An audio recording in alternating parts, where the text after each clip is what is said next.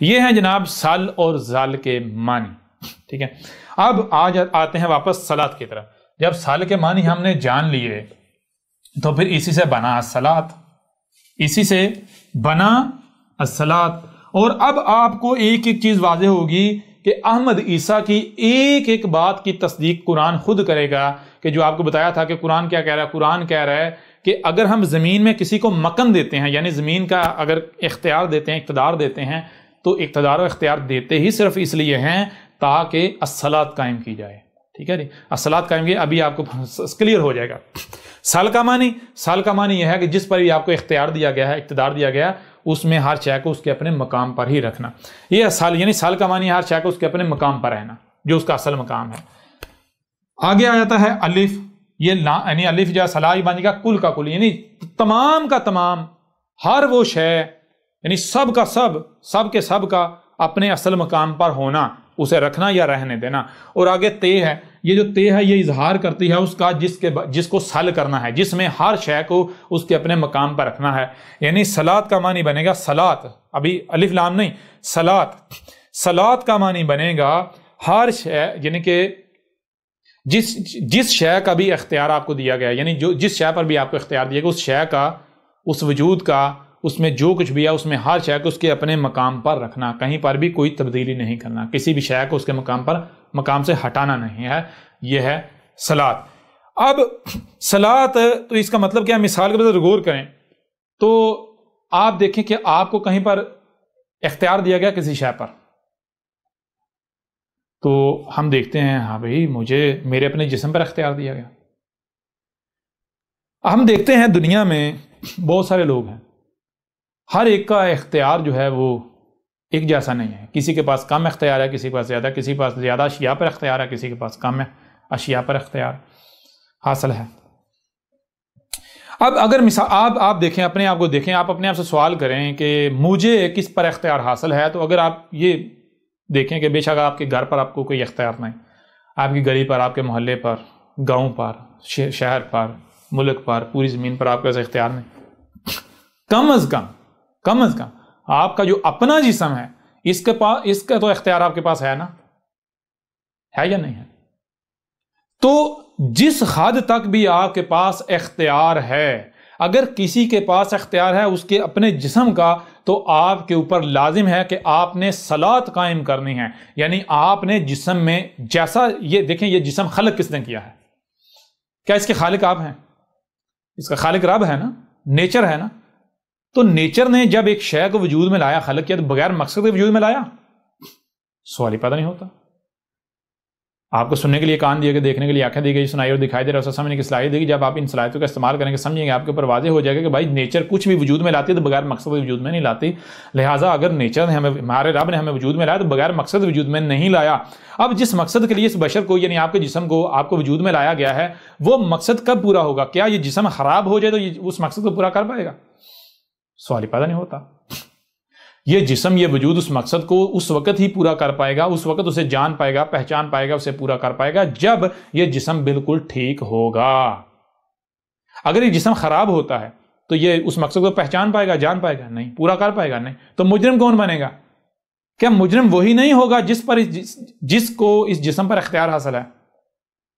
اگر آپ کے جسم پر آپ کے اختیار حاصل ہے تو پھر یہ جسم اگر کچھ خرابیاں کرتا ہے، یہ جسم اس مقصد کو پورا نہیں کرتا جس مقصد کے لیے اس کو وجود میں لائے گا، تو سوال آپ سے کیا جائے گا، مجرم آپ ہوں گے۔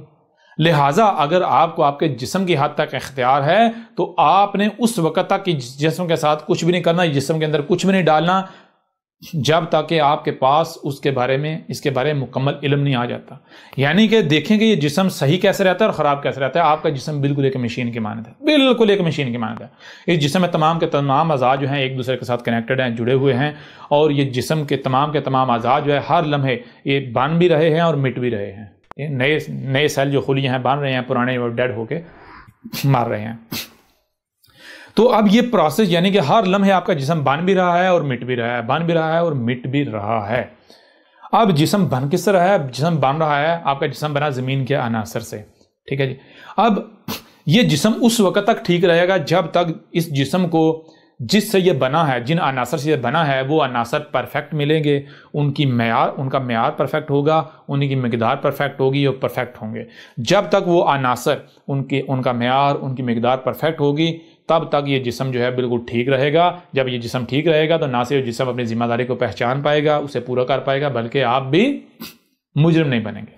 اور اگر جسم کو، یعنی کہ جس سے یہ بنا ہے، وہ عناصر، ان کا معیار، ان کی مقدار اوپر نیچے ہو جاتی ہے، آگے پیچھے ہو جاتی ہے، اس پر تبدیلی ہو جاتی ہے، کمی بیشی کی جاتی ہے، تو نتیجہ کیا نکلے گا بتانے کی ضرورت نہیں ہے۔ جسم کے اندر جو ہے وہ پھر ظاہر بات ہے، اگر خراب شے ڈالیں گے، جن مٹیریل جو ہے وہ نامکمل ڈالیں گے، خراب مٹیریل ڈالیں گے، تو خراب مٹیریل سے وہی بنے گا نا جو مٹیریل ہے، جسم بھی خراب بنے گا، جسم کے اندر خرابیاں پیدا ہونا شروع ہو جائیں گی۔ نتیجہ کیا نکلے گا؟ نتیجہ یہ نکلے گا جسے آپ کہتے ہیں بیماریاں۔ اور بیماریاں صرف وہ نہیں ہوتی جو فزیکلی ہوتی ہیں، بیماریاں یعنی کہ آپ کو پتہ ہی نہیں کہ آپ جو سوچتے ہیں یہ سوچنا کیا ہے، سوچنا، سمجھنا، احساسات، جذبات، یہ کیا ہیں؟ یہ جو آپ کھاتے ہیں اسی سے ڈیولپ ہوتے ہیں، ٹھیک ہے نا؟ جیسا آپ کھاؤ گے آپ کے اندر ویسے احساسات، ویسے جذبات، ویسی سوچیں، ویسی فکریں ڈیولپ ہوں گی۔ اگر آپ جو ہے وہ کھانا کیسا ہے، کیسے عناصر کرنے ہیں، تو اس کے لیے وہی بتا سکتا ہے جس جسم کا مکمل کمپلیٹ علم رکھتا ہے۔ اب وہ علم کون رکھتا ہے؟ دنیا میں کوئی ایسا شخص ہے جو یہ دعویٰ کر سکے بھئی میرے پاس اس جسم کے بارے میں کمپلیٹ علم ہے کہ یہ جسم کیسے بنا، کس سے بنایا گیا؟ تو کوئی بھی دعویٰ نہیں کر سکتا۔ کون دعویٰ کر سکتا ہے؟ صرف اور صرف ایک ہی ذات کر سکتے، وہ کون؟ وہ اس کا خالق۔ خالق کے علاوہ کوئی یہ دعویٰ نہیں کر سکتا کہ بھائی میں جانتا ہوں اس جسم کے بارے میں۔ اب جب خالق، یعنی کہ جو خالق ہے جسم کا، ٹھیک ہے نا، وہی دعویٰ کر سکتا ہے، تو اسی کو پتا ہے اس نے جسم کو کیسے خلق کیا ہے، اسی کو پتا ہے جسم کی ضروریات کیا ہیں، ان ضروریات کی مقدار کیا ہونی چاہیے، ان کا معیار کیا ہونا چاہیے، ان کی ٹائمنگ کیا ہونی چاہیے، یہ سب اسی کو علم ہے، ٹھیک ہے نا۔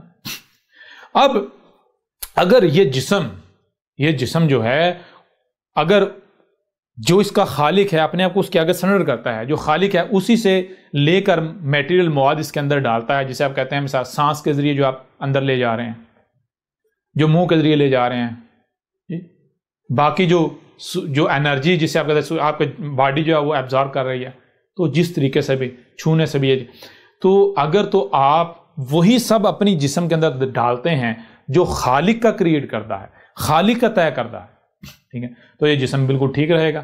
اور اگر آپ اس میں ملاوٹ کریں گے تو جسم کے اندر بگاڑ پیدا آئے گا۔ بگاڑ کیسا پیدا ہوگا؟ بگاڑ صرف یہ نہیں پیدا ہوگا کہ آپ کے وہ ہاتھ خراب ہو جائیں گے یا کوئی دانے نکلیں گے، نہیں، سب سے پہلا جو افیکٹ ہوتا ہے وہ اندر ہوتا ہے، وہ اندر سے افیکٹ باہر آتا ہے۔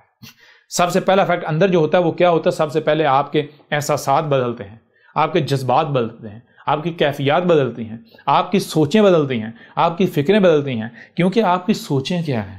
آپ کی سوچیں جو زمین کے عناصر ہیں جب آپ کے جسم کے اندر جا کے پروسیس ہوتے ہیں، تو وہ جب پروسیس ہوتا ہے ان کا کیمیکل ری ایکشن جو ہوتا ہے اسے آپ کہتے ہیں سوچیں، فکریں، جو آپ کے جذبات ہیں، احساسات ہیں، یہ وہ چیز ہے۔ تو اگر وہ کیمیکل عناصر وہ غیر متوازن ہوں گے تو آپ کی سوچیں غیر متوازن، آپ کی فکریں غیر متوازن، یعنی آپ کی جو سوچ ہے وہ اس کی ڈائریکشن تبدیل ہو جائے گی، غلط ڈائریکشن۔ اگر آپ نے یعنی کہ زل کیا باہر سے جو عناصر جس جسم میں ڈالنے ہیں، اگر آپ نے وہ عناصر جسم میں ڈالے جو اس جسم کی ضرورت نہیں ہے، یا ان میں تبدیلی کر دی، ان کو بگاڑ دیا، ان کو ادھر ادھر کر دیا، ان کے مقام سے ہٹا دیا، ان کا معیار تبدیل کر دیا، ان کا جو معیار کا مقام ہے اس سے ہٹا دیا، مقدار کے مقام سے ہٹا دیا، مقدار کے مقام سے معیار کے مقام سے ہٹا دیا، وقت کے جو ہے وہ مقام سے ہٹا دیا، آپ نے زل کر دیا، تو نتیجہ یہ نکلا آپ کی باڈی جو ہے، آپ کا جسم بھی، باڈی بھی زل ہو جائے گی۔ سب سے پہلا اثر کیا مرتب ہوگا؟ سب سے پہلا اثر یہ مرتب ہوگا کہ جب آپ کے وہ عناصر آپ کے جسم میں جائیں گے، وہ پروسیس ہوں گے، تو وہ کیا ہوگا؟ اس سے دو طرح کی انرجی جو ہے وہ پروڈیوس ہوگی۔ وہ انرجی جب آپس میں ملے گی، ریئیکٹ کرے گی، تو اسے آپ کہتے ہیں سوچنا، دیکھنا، سننا، محسوس کرنا، جذبات، احساسات، فیلنگز، ٹھیک ہے نا۔ تو سب سے پہلے آپ کی سوچیں، آپ کے احساسات، آپ کے جذبات، یہ سب آپ کا بگڑ جائے گا۔ جب جو عناصر، جن عناصر سے آپ کی باڈی بنی، اگر وہی عناصر یعنی غیر متوازن عناصر جسم میں ڈالیں گے تو آپ کی سوچیں غیر متوازن ہو جائیں گی، آپ کی فکریں غیر متوازن ہو جائیں گی، آپ کے احساسات غیر متوازن ہو جائیں گے، آپ کے جذبات غیر متوازن ہو جائیں گے۔ سوچوں کا غیر متوازن ہونا کیا ہے؟ جب سوچیں غیر متوازن تو آپ کے ہاتھ کیا کرتے ہیں، ٹانگیں کیا کرتی ہیں، زبان کیا بولتی ہے؟ زبان وہی بولتی ہے، ہاتھ وہی کرتے ہیں، ٹانگیں وہی کرتے ہیں، جسم باقی جو جسم ظاہر اظہار وہی کرتا ہے جو پہلے اندر ڈیولپ ہوتا ہے۔ یہ جو آپ کے اعمال ہیں یہ سب سے پہلے آپ کے اندر جنم لیتے ہیں۔ آپ کے جو ایکشنز ہیں، آپ کے جو اعمال ہیں، یہ سب سے پہلے آپ کے اندر جنم لیتے ہیں، پھر آپ کا جسم، آپ کی باڈی ان کو اگل دیتا ہے سیئات کی صورت میں یا پھر حسنات کی صورت میں، ٹھیک ہے نا، پنیہ کی صورت میں یا پھر پاپوں کی صورت میں آپ کی باڈی اگل دیتی ہے انہیں۔ سب سے پہلے یہ سارے اعمال آپ کے اندر ڈیولپ ہوتے ہیں، ٹھیک ہے جی۔ ڈیولپ کیسے ہوتے ہیں؟ جو آپ کھاؤ گے وہی بنو گے۔ جیسے عناصر، غیر متوازن عناصر اگر جسم میں ڈالو گے تو غیر متوازن سوچیں، فکریں، یعنی کہ اعمال ہی اندر پروڈیوس ہو رہے ہیں، لیکن وہ اعمال ابھی پریکٹیکل نہیں، وہ تھیوری ہے۔ جیسے کوئی بھی کام کرنا ہوتا ہے نا، پہلے اس کی تھیوری ہوتی ہے، پھر پریکٹیکل کیا جاتا ہے اس تھیوری کے مطابق۔ تو بالکل سر، جب آپ جو بھی کھاتے پیتے ہیں، جو عناصر آپ اپنے جسم میں ڈالتے ہیں، اگر غیر متوازن عناصر ہیں تو آپ کے جسم کے اندر غیر متوازن تھیوری جو ہے وہ پروڈیوس ہوگی۔ اب اس تھیوری کے اوپر آپ کے وجود نے عمل کرنا ہے، پریکٹیکل میں لے کر آنا ہے۔ تو جب تھیوری جو ہے وہ غیر متوازن ہے تو آپ کے اعمال متوازن ہوں گے۔ بہت آسان ہے اس سے سمجھنا، ٹھیک ہے نا۔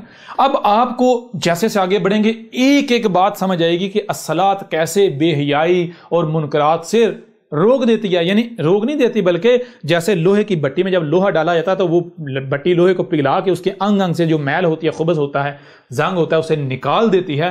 بالکل ایسے الصلاۃ جو ہے وہ اگر ایک بشر قائم کرے گا تو اس بشر کی باڈی سے، جسم سے جتنا بھی خبائث ہیں، جتنے بھی فواحش ہیں، جتنے بھی منکرات ہیں، ان کو ایسے ہی نکال دے گی۔